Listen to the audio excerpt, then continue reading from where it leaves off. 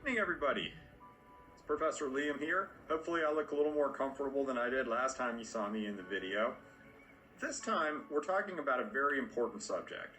This is chapter 2, and we're looking at the accounting cycle during the period. Some of the things that you think of as the most important in accounting is things we're going to do now. If you look to my right, you see the basic ideas. First, every business transaction our business does, we have to analyze. We do a chart form first, and the chart form has a whole bunch of lines so that it winds up turning into something like a spreadsheet. But in that chart, we list out for every transaction what went up, what went down, what accounts were affected. Once we know and once we have it in the chart, we put it in journal entries, which is some of the, bread and butter of accounting, I think most people think. So when we put it in journal entry form, we're basically going to at least have one account debited and one account credited. This is called the double entry system. You can't say whether one is better than the other or not. Let me just give you one example, and then we'll look at several examples. If we receive cash for doing some work, the cash goes up and we show it going up with a debit.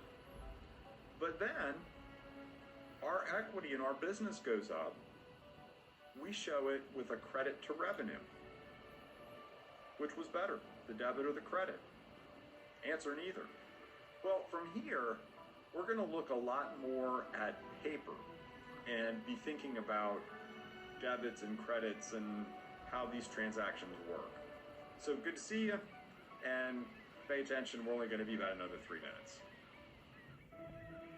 Recall that the accounting equation is assets equals liabilities plus equity. So let's suppose a business raises $200,000 from investors. This would happen because they're trying to raise money for different operations.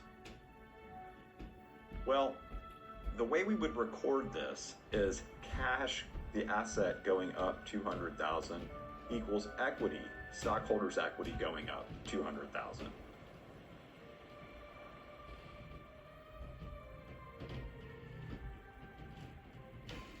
So here's the journal entry itself.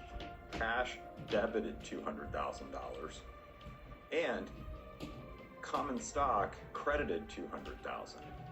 The debit makes cash go up, the credit makes stockholders' equity go up. Who says what goes up must come down?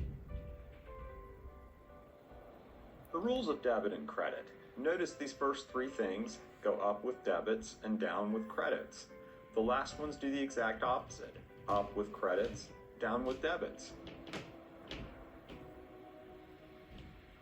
Page 65 of the book, illustration 2.3, discusses the expanded accounting equation and helps explain why that is true. This is all done to create a list of accounts and their balances. This is called a trial balance. Very misfortunate name, and yet there is a historical reason for it. Take care, and good luck.